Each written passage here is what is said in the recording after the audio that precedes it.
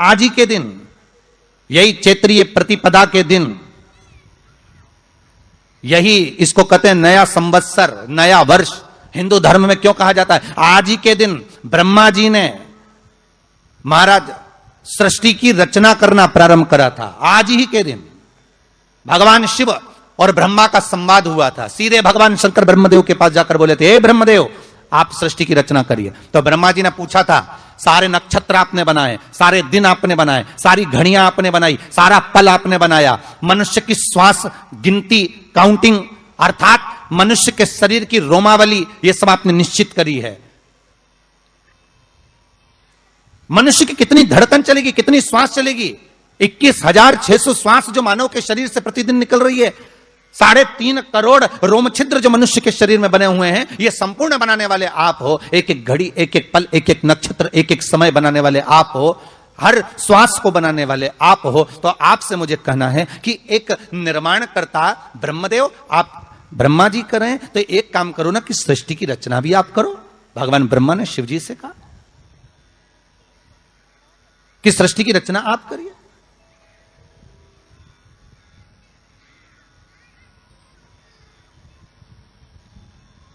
महाराज भगवान ओघड़दानी त्रिकालदर्शी शंभु कहते हैं, मेरा कैलाशी मेरा शिव कहता है, नहीं नहीं नहीं, ब्रह्मदेव सृष्टि की रचना करने को तो हम कर दें, मना नहीं है, पर भगवान विष्णु की नाभि से आप प्रकट हुए हो। भगवान शेषनाग की सैया पर शयन कर रहे हैं, और भगवान जब शेषनाग की सैया पर शयन कर रहे हैं, उस शेषनाग की सैया से सोते हुए भगवान ने अपने नाभि कोश से आपको प्रकट करा है कमल के पुष्प के ऊपर। और आप भगवान की अंतः नाभि में, ब्रह्मदेव ना जाने हजारों वर्ष तक आप नाभि में प्रवेश करते गए, हजारों वर्ष तक आप नाभि के अंदर जाकर साधना करते रहे, और साधना करने के बाद भी आपको यह पता ना चल पाया कि आपका प्रागट्य बिंदु क्या रहा।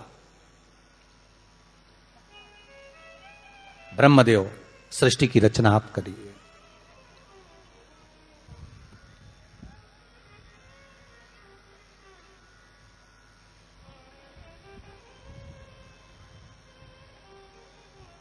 ब्रह्मा जी कह रहे हैं, नाथ इस सारे ब्रह्मांड को रचना करना है, कर दूंगा, मना नहीं है, पर रचना करता भगवान ब्रह्मा जी कहते हैं कि मैं संसार को एकाग्रित करूं, उससे पहले 33 कोटि देवताओं को मुझे एकाग्रित करना है, और सारे 33 कोटि देवता एक जगह पर आकर विराजमान हो जाएं, ऐसी कोई व्यवस्था करना है। शंकर भगवान ने कहा, बनाओ ब्रह्मदेव, तुम निर्माण करो। ब्रह्मा, शास्त्र कहता है कि भगवान शिव स्वतः, शंकर तो शंकर है, भगवान शंकर ने एक मट्टी का सुंदर सा भाग ढेला एकत्रित करा, उस ढेले से भगवान ने एक सुंदर कुंभ का निर्माण करा, एक सुंदर कलश का निर्माण करा।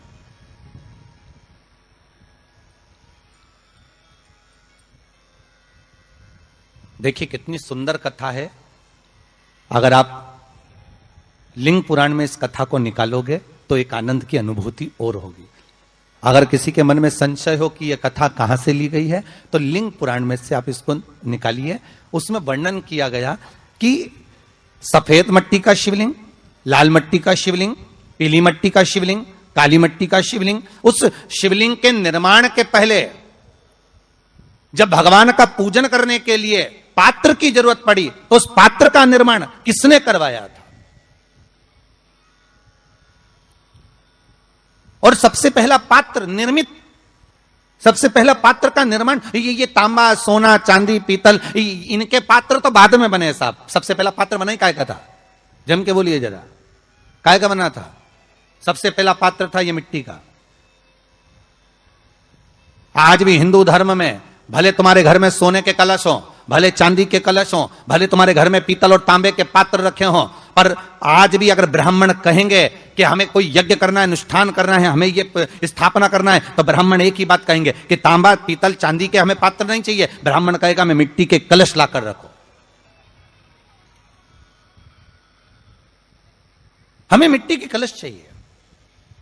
और कितना बड़ा प्रमाण है जी, शास्त्र का प्रमाण देखिए कितना बड़ा है। आप किसी दूसरे घर में जा रहे हो, आप अपना घर छोड़कर और दूसरे मकान में जा रहे हो और आपको लगा कि मैं इस घर में अब 15-20 दिन नहीं आऊंगा, 1 महीना नहीं आऊंगा, तो शिव महापुराण की कथा कितना सुंदर कहती है कि अगर आप जा रहे हो और आपको ऐसा भय लगता है कि इस मकान में कोई दूसरी प्रवेश ना करे, कोई दूसरा जीव ना आ जाए, इस मकान में कोई अंतरात्मा ना आए, इस मकान पर कोई टोना ना करे, इस मकान में कोई टोटका ना करे, इस मकान में कोई जादू ना करे, तो उसके लिए शिव महापुराण की लिंग पुराण वर्णन करती है कि मात्र एक मट्टी का कलश, उस मट्टी के कलश में एक महाराज थोड़ा सा धान भरकर उसमें 1 सिक्का 1 रुपया उसके अंदर डालकर और 1 बेलपत्र उसके अंदर डालकर उसको उसके एक दिए से या प्लेट से या नरियल से उसको रखकर एक स्थान में ईशान के अंतर्गत उसको रखकर चले जाइए। उस मकान में ना तो कोई भीतर प्रवेश कर सकता है, उस मकान में ना कोई टोना कर सकता है, उस मकान में ना कोई टोटका कर सकता है, उस मकान में ना किसी की नजर लगती है।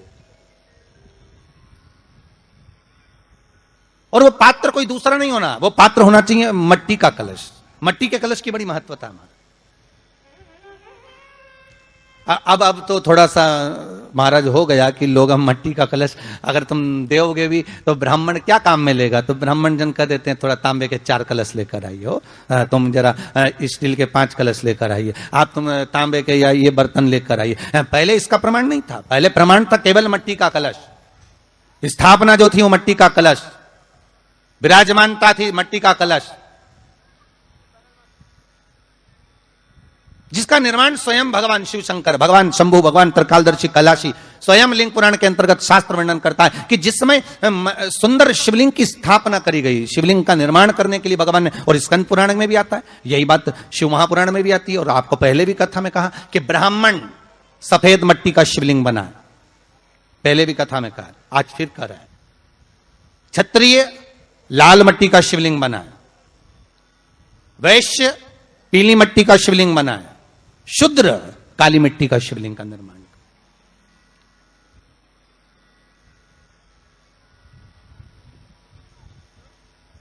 काली मट्टी का शिवलिंग का निर्माण कर।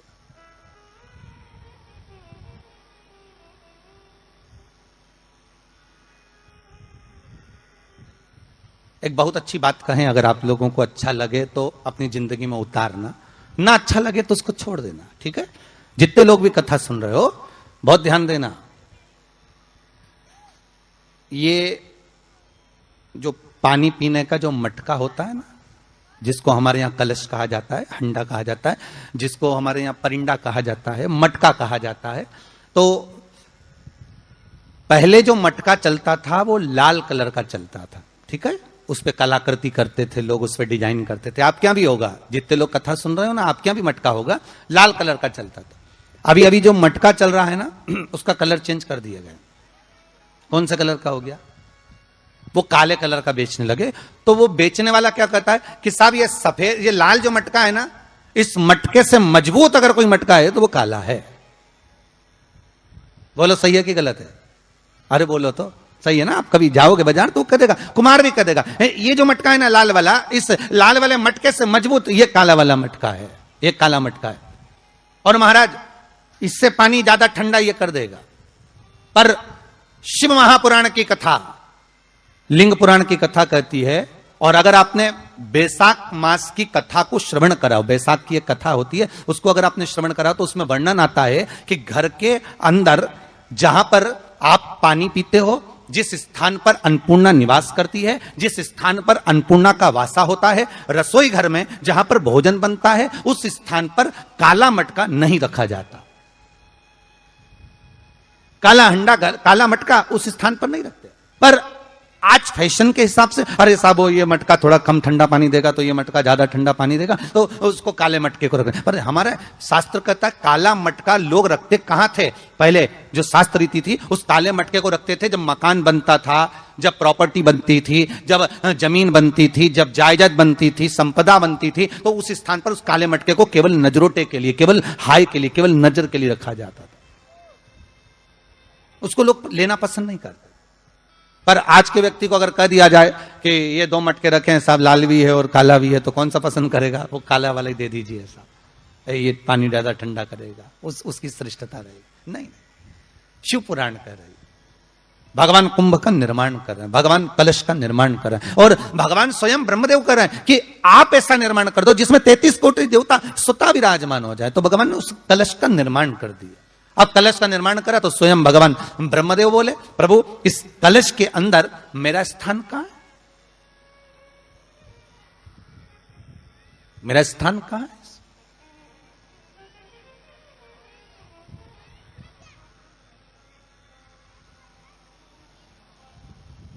बहुत ध्यान देना महाराज, कलश का जो मुख होता है उस मुख पर भगवान विष्णु का स्थान होता है। किसका स्थान है? भगवान विष्णु का। थोड़ा सा नीचे आओगे, जहां से कलश का मुख दबा हुआ होता है, वह जगह भगवान स्वयं शिव की होती है। किसकी जगह है? भगवान शंकर की। कलश का अग्रभाग, नीचे का भाग जहां से फैला हुआ होता है, वहां ब्रह्मा का आधिपत्य स्थापित होता है। फिर कलश का जो नीचे का भाग होता है वो भगवान शिव और शक्ति का स्थान होता है। कलश के बाहरी भाग में, जहां पर बाहर का हिस्सा होता है, उस कलश के बाहरी भाग में 33 कोटि देवताओं को भगवान शंकर ने लाकर विराजमान किया होता है। महाराज भगवान शंकर 33 कोटि देवताओं को निमंत्रण देकर उस कलश में विराजमान कर दिया।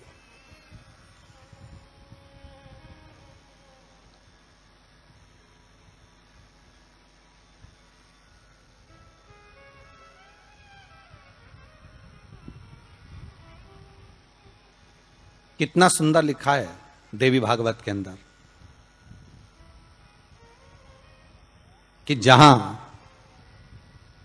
जगह पर किसी देवताओं को बुलाने की जरूरत नहीं होती, 33 कोटि देवता उस जगह पर स्वतः विराजमान हो जाते हैं। स्वयं